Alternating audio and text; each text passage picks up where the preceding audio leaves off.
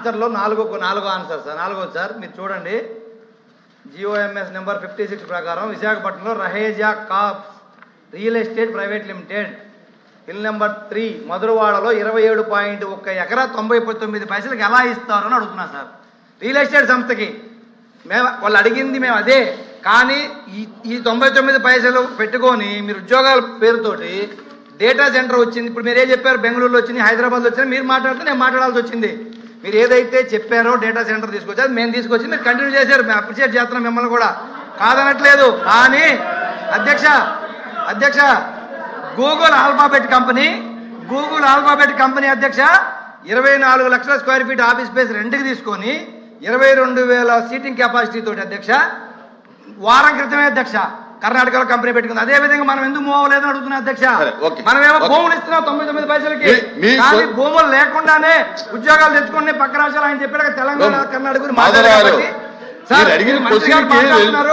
ఆంధ్ర గురించి మాట్లాడాలి, మేము ఆయన తెలంగాణ గురించి ఎందుకు మాట్లాడతాడు? ఆయన ఈ రకంగా ఉంటే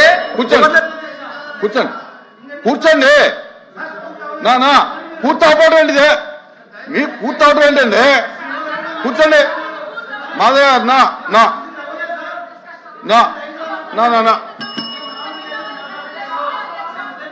కళ్యాణ్ గారు సెకండ్ సెక్రటరీ కూర్చోండి. సభకు నమస్కారం అధ్యక్ష. అమ్మా ఆపండి అమ్మా. సభకు నమస్కారం అధ్యక్ష. యాక్చువల్గా ఐటీ కంపెనీలు ఇతర పరిశ్రమలకు జరుగుతున్న భూ కేటాయింపులు, ముఖ్యంగా విశాఖపట్నంలో జరుగుతున్న భూ కేటాయింపులు అయితే మాత్రం చాలా విమర్శలకు దారి తీస్తుంది అధ్యక్ష. విశాఖపట్నం అనేది మన రాష్ట్రంలోనే కాదు, దేశంలోనే కాదు, ఆసియా ఖండంలోనే అత్యంత బాగా ఫాస్ట్గా డెవలప్ అవుతున్న సిటీ అధ్యక్ష. అక్కడ రూపాయికి కనీసం పప్పు బెల్లాలు రావు అధ్యక్ష, కనీసం శనగలు కూడా రావు అధ్యక్ష, రూపాయికి టీ కూడా వైజాగ్లో రాదు అధ్యక్ష. అలాంటిది వైజాగ్లో 100,000 కోట్ల రూపాయల విలువైన భూముల్ని అయితే మాత్రం చాలా డెడ్ చీప్గా ఇచ్చేస్తూ ఉండే పరిస్థితి అయితే మనం చూస్తున్నాం అధ్యక్ష. అయితే మనం గతంలో ఒక నానుడు ఉండేది 99 రూపాయలకే బాటా రేట్ అని, మరి ఇప్పుడు 99 పైసలకే ఏ రేట్ అనాలో అర్థం కావట్లేదు అధ్యక్ష. మన పాత రాజధాని హైదరాబాద్ తీసుకుంటే అధ్యక్ష ఎకరా 150 కోట్లకి అక్కడ ఇస్తున్నారు అధ్యక్ష, ఇక్కడ మాత్రం ఎకరా 150 పైసలకే ఇస్తున్నారు అధ్యక్ష. మరి ఇందులో ఏంటి ప్రాబ్లమో నాకు అర్థం కావట్లేదు. అలాగే ఇంకా పునాది స్థాయిలో ఉన్న అమరావతిలో కూడా ఇస్తున్న భూముల ధరల కంటే మా విశాఖపట్నంలో ఇంకా తక్కువకి ఇస్తూ ఉన్న పరిస్థితి అధ్యక్ష. యాక్చువల్గా భూ కేటాయింపులు అనేవి వెనకబడిన ప్రాంతాలు, మారుమూల ప్రాంతాల్లో తక్కువ ధరకి ఇస్తారు, ఎందుకంటే ఆ ప్రాంతం అభివృద్ధి చెందాలని, అలాగే అక్కడ చీప్గా కూడా ధరలు భూములు ఉంటాయి కాబట్టి ఇస్తూ ఉంటారు అధ్యక్ష. మరి ఇంత కాస్ట్లీ ల్యాండ్ని ఎందుకు తక్కువకి ఇస్తున్నారో ప్రభుత్వమే చెప్పాలి అధ్యక్ష. ఇంకోటి ఏంటంటే టీసీఎస్కి 99 పైసలకే ఇచ్చామనేసి బాగా బ్రాండింగ్ చేసుకున్నారు, మంచిది అధ్యక్ష. అయితే టీసీఎస్ అంతకి ఇవ్వాలని డిమాండ్ చేసిందా లేదా ప్రభుత్వమే ఆఫర్ చేసిందా తెలియదు కానీ అధ్యక్ష, ఐటీ కంపెనీలకు ఇస్తామని చెప్పి రియల్ ఎస్టేట్ కంపెనీలకు అయితే భూములు అత్యంత తక్కువ ధరలకైతే ఇచ్చేస్తున్నారు అధ్యక్ష.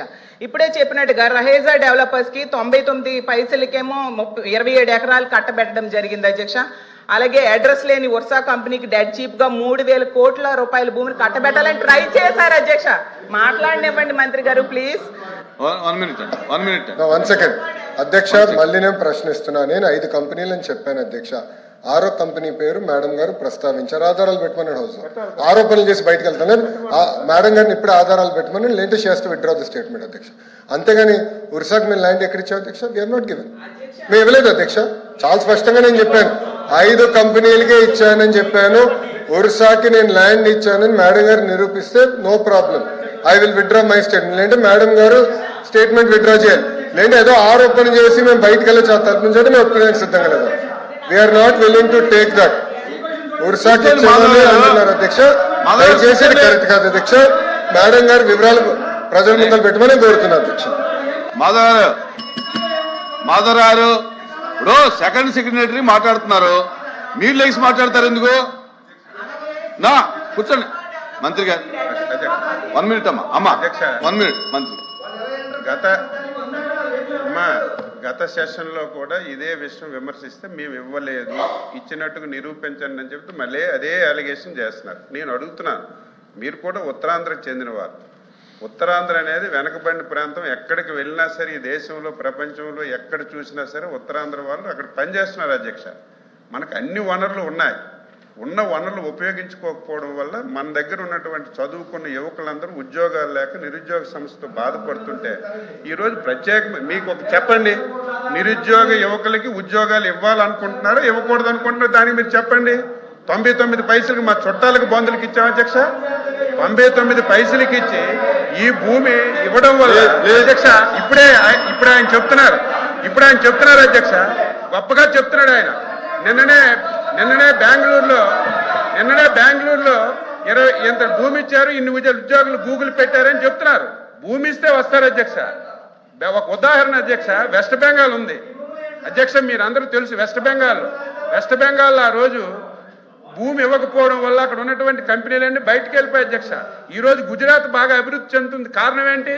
ఒకసారి గుజరాత్ చూడండి అధ్యక్ష, అక్కడ పెద్ద పెద్ద కంపెనీలు వచ్చాయంటే అక్కడ తక్కువ రేటుకి భూమి ఇవ్వడం వల్ల అక్కడికి వచ్చారు అధ్యక్ష. ఈ రోజు ఉత్తరాంధ్ర వెనకబడి ఉంది. ఆ ప్రాంతానికి ఎక్కువ మందికి ఉపాధి కల్పాలి, ఉద్యోగాలు కావాలని దృష్టి పెట్టి కాలు ఏలు పెట్టుకుని పెడుతుంటే దాన్ని అభిశంసవలసింది పోయి అభినందించవలసింది పోయి దాన్ని కూడా విమర్శిస్తున్నారు అధ్యక్ష. దీన్ని మీరు ఖండించాలి ఈరోజు స్పష్టంగా అధ్యక్ష. లేని విషయాన్ని ఇప్పుడు ఒక అలిగేషన్ చేశారు. ఉషా వాళ్ళకి 99కి ఇచ్చారు, నిరూపించమనండి, చెప్పాలి కదా అధ్యక్ష. మీరు స్పష్టంగా ఫ్లోర్ ఆఫ్ ది హౌస్ లో చెప్పాం, 5 కంపెనీలకే ఇచ్చామని చెప్పాం. కళ్యాణ్ గారు. అధ్యక్ష ఒక్క నిమిషం. మేడం గారు సార్ అడిగారు, సార్ ఇస్తానమ్మా, నేను ఇవ్వలేను, సార్ ఇవ్వాలి. వన్స్ మాధవ్ గారు మీకు వినేదానికి ఓపిక ఉంటే సమాధానం చెప్పేదానికి సిద్ధంగా ఉన్నాం. మీకు వినేదానికి ఓపిక లేకపోతే నేను సమాధానం చెప్పలేను. ఎందుకు అరుస్తున్నారు అధ్యక్ష? మైక్ మీరు ఇస్తారు, మాట్లాడచ్చు అధ్యక్ష. ఎందుకు అరుస్తున్నారో నాకు అర్థం అవట్లేదు అధ్యక్ష. దయచేసి కూర్చోండి, ఎందుకు కంగారు పడుతున్నారు? ఒక్క నిమిషం, సమాధానం చెప్పమంటారా వద్దా? మాధవ్ గారు మీరు అడిగిన ప్రశ్నకి సమాధానం చెప్పమంటారా వద్దా? దయచేసి మెంబర్స్ కూర్చోండి. నేను సమాధానం చెప్పినాను సార్. రావులా కూర్చోండి, మీ సీట్లో కూర్చోండి. సార్ మళ్ళీ కూర్చోండి. ఇప్పుడు ఆయన ఒక ప్రశ్న అడిగారు అధ్యక్ష.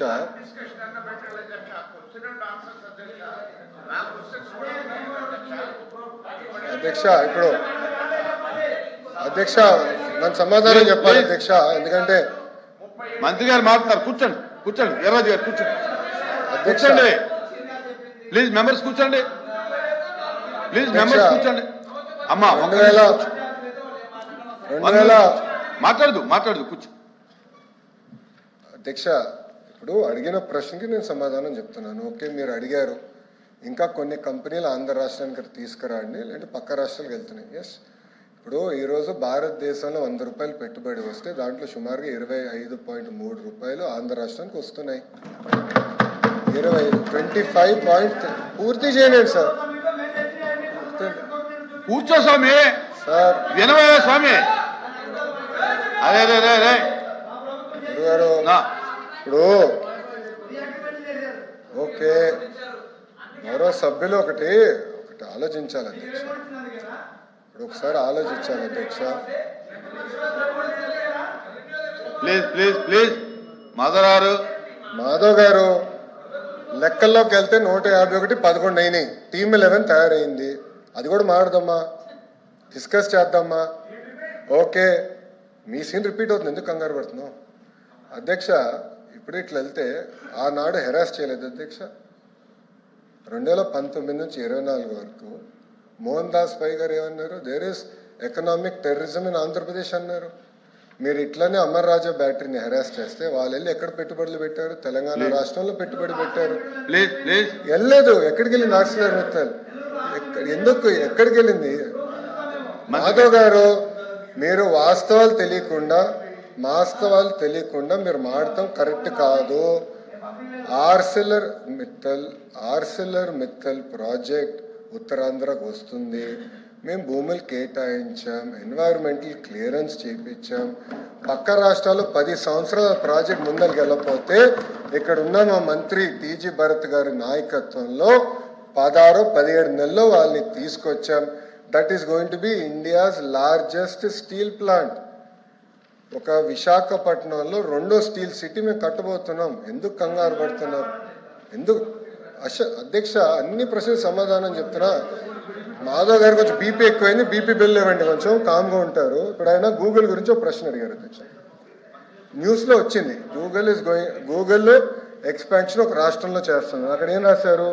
చాలా స్పష్టంగా ఆఫీసు అద్దెకి తీసుకుంటున్నారు అని వాళ్ళు చెప్పారు. ఇప్పుడు నేనేమంటున్నానంటే అధ్యక్ష, దాన్ని పూర్తి చేయమంటారా? ఎల్ఓపి గారు, you can not dictate terms. Let me answer my question. Madhav గారే ప్రశ్న వేస్తారు, మాధవ్ గారే సమాధానం అధ్యక్ష, బేసికలీ నాకు అర్థమైంది ఏంటంటే ఆంధ్ర రాష్ట్రానికి పరిశ్రమలు రాకూడదు అనేది ఒక లక్ష్యంగా పెట్టుకుంది వైకాపా పార్టీ. ఉన్న పరిశ్రమలు తరమేయాలని ఒక లక్ష్యంగా పెట్టుకున్నారు. అధ్యక్ష, నేను సూటిగా ప్రశ్నిస్తున్నా, టీసీఎస్ కి భూమి ఇస్తాం తప్ప, కాగ్నిసెంట్ కి భూమి ఇస్తాం తప్ప, మదర్సన్ కి భూమి ఇస్తాం తప్ప. It is the government policy. Government ఏ నిర్ణయం తీసుకుందంటే పక్క రాష్ట్రాలతో మనం పోటీ పడాలి. విశాఖపట్నంలో ఐటీ ఎకో సిస్టమ్ లేదండి. It is a fact. IT ecosystem ఎక్కడుంది? మీరు 5 సంవత్సరాలు ఏం చేశారు? ఒక కంపెనీ పట్టుకొచ్చారా విశాఖపట్నం? సరిగ్గా ఇన్ని మాటలు మాట్లాడతారు. మేము 18 నెలలు పట్టుకొచ్చాం, 18 నెలలు ఇన్ని కంపెనీలు పట్టుకొచ్చాం. ఆసిలర్ మిత్తల్ విశాఖపట్నానికి వచ్చింది, ఈ రోజు టీసీఎస్ విశాఖపట్నానికి వచ్చింది, కాగ్నిసెంట్ విశాఖపట్నానికి వచ్చింది. ఈ రోజు పెద్ద ఎత్తున రియల్ ఎస్టేట్ డెవలపర్స్ మేము పట్టుకొస్తున్నాం విశాఖపట్నానికి. వాళ్ళకి మార్కెట్ ప్రైస్ వాళ్ళకి భూములు కూడా కేటాయిస్తాం జరుగుతుంది. Yes, it is a policy of this government. మేము ఇన్ఫ్రాస్ట్రక్చర్ బిల్డ్ చేయాలి. టూరిజం మంత్రి గారి నాయకత్వంలో టూరిజం పాలసీ కింద హోటల్స్ మేము కట్టాలి. ఎందుకంటే అధ్యక్ష, నేను ఐపీఎల్ మ్యాచ్ జరిగినప్పుడు వెళ్ళా, అక్కడ ఒక ఫీడ్బ్యాక్ వచ్చింది, ఇక్కడ హోటల్స్ లేవు, ఉండాలంటే మాకు హోటల్స్ లేవని వాళ్ళు కూడా ఫీడ్బ్యాక్ ఇచ్చారు. హోటల్స్ కూడా కట్టాలి, కన్వెన్షన్ సెంటర్ కట్టాలి, ఒక ఎకో సిస్టమ్ ఏర్పాటు చేయాలి. అధ్యక్ష 1994 నుంచి 2004 మధ్యలో కూడా ఆనాటి ముఖ్యమంత్రి చంద్రబాబు నాయుడు గారు అతి తక్కువ ధరలో ఆనాడు హైదరాబాద్ లో భూములు కేటాయించారు కనుకనే ఐఎస్బి హైదరాబాద్ లో ఉంది, మైక్రోసాఫ్ట్ హైదరాబాద్ లో ఉంది, ఇన్ఫోసిస్ హైదరాబాద్ లో ఉంది, టీసీఎస్ హైదరాబాద్ లో ఉంది. అట్లా అనేక పరిశ్రమలు వచ్చి ఈ రోజు ఒక జీసీసీ క్యాపిటల్ అయిందంటే దానికి కావాల్సిన మొత్తం ఎకో సిస్టమ్ కట్టాం అధ్యక్ష. ఇది దాంట్లో భాగంగా ఎకో సిస్టమ్ బిల్డింగ్ అనేది చాలా చాలా అవసరం. ఎకో సిస్టమ్ లో హోటల్స్ రావాలి, హాస్పిటల్స్ రావాలి, సోషల్ ఎకో సిస్టమ్ క్రియేట్ చేయాలి, కంపెనీకి వాక్ టు వర్క్ క్రియేట్ చేయాలి అధ్యక్ష. ఈ మొత్తం ఎకో సిస్టమ్ క్రియేట్ చేసడానికి మేము కష్టపడుతున్నాం అధ్యక్ష. మంత్రి గారు అదే అధ్యక్ష. అమ్మా ఆగండి. రియల్ ఎస్టేట్ సంస్థ సత్వా డెవలపర్స్ కి అయ్యా 1500 కోట్ల రూపాయల విలువైన భూమిని డెడ్ చీప్ గా ఇచ్చారు అధ్యక్ష. అలాగే కపిల్ చిట్ ఫండ్ చెందిన బీవీఎం ఎనర్జీకి 1500 కోట్ల రూపాయల విలువైన భూమిని కూడా డెడ్ చీప్ కి ఇచ్చారు అధ్యక్ష. నాకు ఒక తెలియని విషయం ఏంటంటే, ఇప్పుడు ప్రభుత్వ రంగంలో ఏపీఐసి ఉంది అధ్యక్ష, వేల కోట్ల రూపాయల భూమిని అది డెవలప్ చేసి మౌలిక వసతులు కల్పించి పరిశ్రమలకు ఇస్తూ ఉంటారు. మరి వాళ్ళు చేసే పని ఇప్పుడు రియల్ ఎస్టేట్ సంస్థలకి ఎందుకు అప్పచెప్తున్నారు అధ్యక్ష? దీని వెనక ఏ రహస్యం ఉందో అర్థం కావట్లేదు. అంటే ప్రభుత్వ ఉద్దేశం ఏపీఐసి కంటే రియల్ ఎస్టేట్ సంస్థలే గొప్పవా అధ్యక్ష అని నా డౌట్ అధ్యక్ష. అలాగే భూ కేటాయింపులు అన్ని ఒకే విధంగా ఉండాలి, ఒకే ధరలకి ఇస్తే బాగుంటుంది అధ్యక్ష. లేకపోతే ఇంకా విలువైన భూములు అయితే వేలం వేసి ఇవ్వచ్చు అధ్యక్ష. మరి వైజాగ్ లాంటి సిటీల్లో 99 పైసలకే ఇస్తున్నారు కదా అధ్యక్ష. ఇలాంటిది ఎక్కడా కూడా దేశంలో అయితే నేను చూడలేదు అధ్యక్ష. అసలు రియల్ ఎస్టేట్ సంస్థలకు ప్రభుత్వ భూములు కేటాయించవచ్చు అనేది నా క్వశ్చన్ అధ్యక్ష. అలాగే తీసుకుంటే ఎందుకు వేలం వేయట్లేదు ప్రభుత్వ భూముల్ని, విలువైన భూముల్ని? మరి వేలం వేస్తే ప్రభుత్వానికి ఆదాయం వస్తుంది కదా అధ్యక్ష, అదొక నాకు డౌట్, గౌరవ మంత్రి గారు చెప్పాల్సిందిగా కోరుతున్నాను. ఐటీ పార్కుల అభివృద్ధి ఏపీఐసి నుంచి తప్పిస్తున్నారా, లేదా అంటే ఏపీఐఐసిని కాదని రియల్ ఎస్టేట్ సంస్థలకు ఎందుకు భూములు ఇస్తున్నారు, అది కూడా గౌరవ మంత్రి గారు చెప్పాల్సిందిగా కోరుతున్నాను. ఎంఎస్ఎంఈ పార్కులను కూడా ప్రైవేట్ డెవలపర్స్ కి ఎందుకు కేటాయిస్తున్నారు? అది కూడా సమాధానం చెప్పాల్సిందిగా కోరుతున్నాను. ప్రైవేట్ సంస్థలకు ఇచ్చే భూముల్లో 50 నుంచి 60% వాళ్ళు నచ్చిన అవసరాలకు వాడుకునే వెసులుబాటు ఇచ్చిన మాట వాస్తవమా కాదా గౌరవ మంత్రి గారు చెప్పాల్సిందిగా కోరుతున్నాను. అలా ఇస్తే దానివల్ల ఏంటి ప్రయోజనం అని కూడా నేను అడుగుతున్నాను అధ్యక్ష.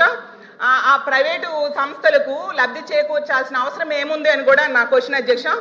అసలు బెంగళూరు, హైదరాబాదు లాంటి నగరాల్లో బహిరంగ మార్కెట్లో స్థలాలు కొని రియల్ ఎస్టేట్ వ్యాపారం చేసే సత్వాకి విశాఖలో ఎందుకు ఎకరం 1.5 కోటికే కేటాయించారో కూడా గౌరవ మంత్రి గారు చెప్పాల్సిందిగా కోరుతున్నాను అధ్యక్ష.